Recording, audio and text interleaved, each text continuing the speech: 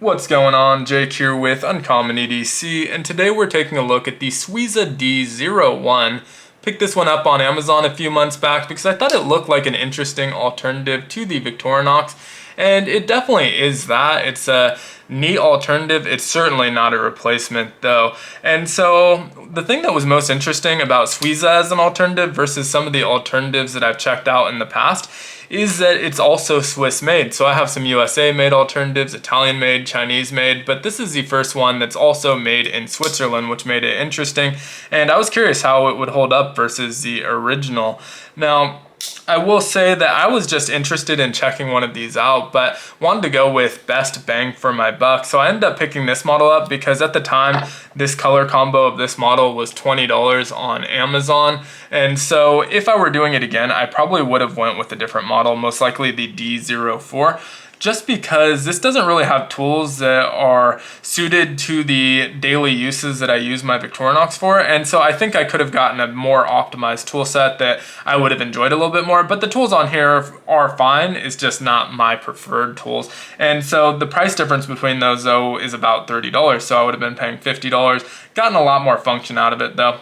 So let's get into the knife. 3.25 inches in this closed position. You can see it has these rubber or at least rubberized handles that I think look pretty cool. They're soft but also grippy. I like them. I think they're a little bit sophomoric. They almost look like a toy, but that's not a dig at them because I do like the way they look, but I can understand if someone took a look at this, thought it looked a little bit cheap and toy-like, but overall I like the look, and so that's not a downside for me. Now getting into the blade, you can see we have this opening here, this hole here that acts as a nail nick, but it's double-sided, and so you can use it left or right hand. Also makes it super pinchable. It's just a nice pinch point on that blade, so I like that in terms of deployment quite a bit.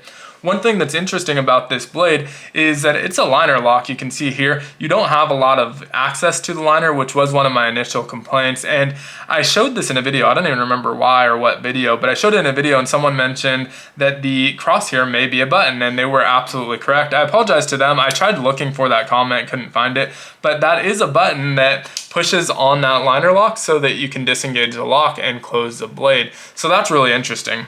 The other really interesting aspect of it is that this is still under a decent bit of spring tension, and so it's almost acting like both a slip joint and a liner lock, and it's kind of weird. So the button isn't super responsive. You can't necessarily tell when it's fully actuated and ready to close, and because it's under spring tension, you might get the impression that it's still locked up, but once you put enough pressure, it will go.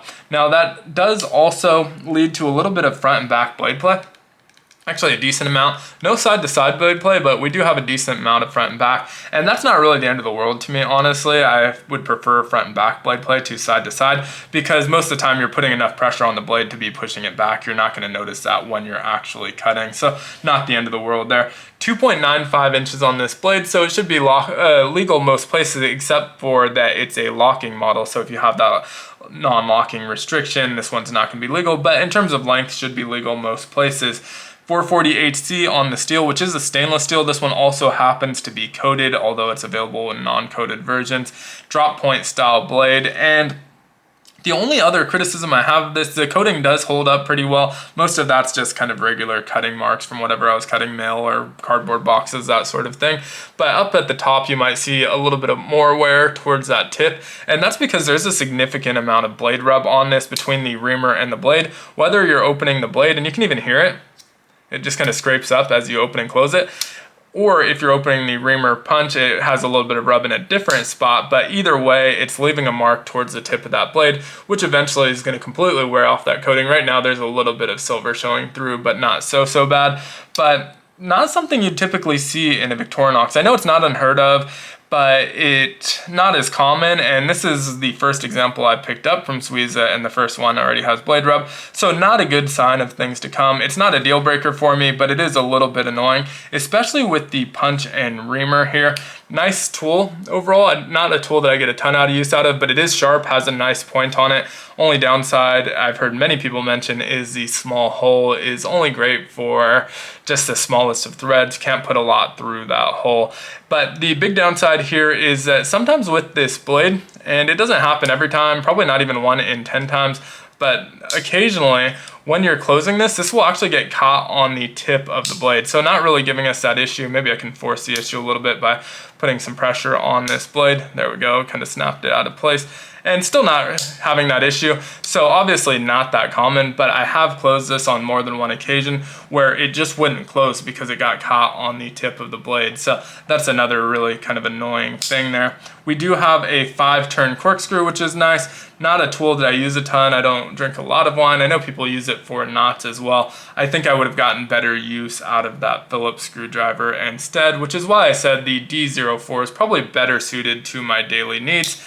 Now, last tool on here is our tweezers, and these can be a little bit difficult to get out. You just kind of have to get your nail in there. I don't know how well that will show, but there's a small slot towards the tip here for your nail. Once you get it in there, it pulls right out, and nice tweezers, no complaints with these. Feel very similar to our Victorinox tweezers. No toothpick on this one, and I definitely wouldn't have minded having a toothpick. It's not the end of the world, but I do occasionally use the toothpicks on my Victorinox, so wouldn't have hated seeing that there. But overall, I think this is a pretty solid tool. We're looking at about 6.55 inches overall, so kind of a medium size on the knife. I think the locking mechanism is interesting, and it kind of reminds me of the smock. I may actually be able to show it a little better with the smock. So the smock is a compression lock, but that compression lock is pushed with this button here, and so hopefully this will show a little bit better without that spring on the back. And so we have our lock right here. You can see it through there. As soon as I press that button in, the blade is going to drop, and so we don't get the same drop that we do on the smock with the Swiza because of that spring tension. I actually wouldn't hate seeing that go away. It's just kind of a weird choice in replacing the spring with a D10 if you're going to have a locking model anyway.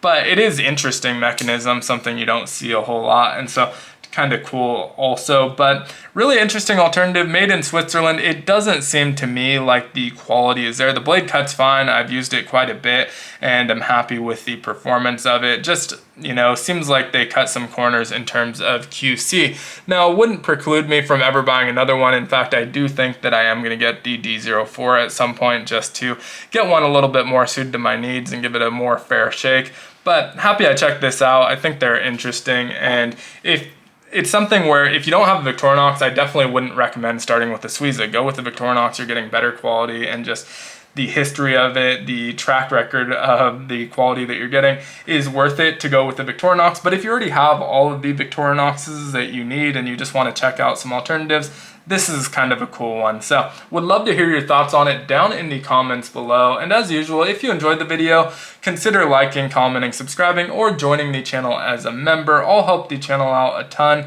and I hope you have a great one. Take care.